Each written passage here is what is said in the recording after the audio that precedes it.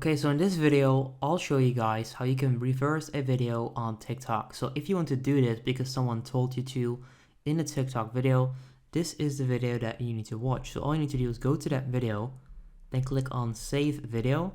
So make sure you save it to your camera roll and then go to Google and then search for reverse a video, just like I did right there.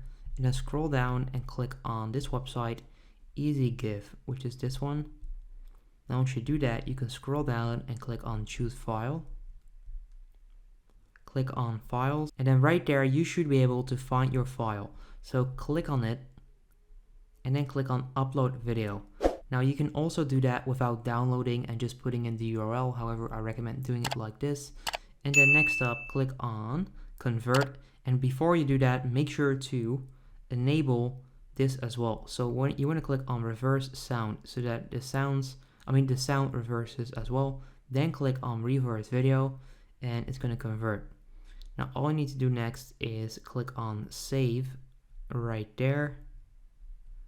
And once you do that, it's going to download your file and it will be reversed. So I'm going to open it. And then as you can see right there, if I now play this, you'll see that it's reversed. So it starts off with the TikTok watermark and then it's reversed.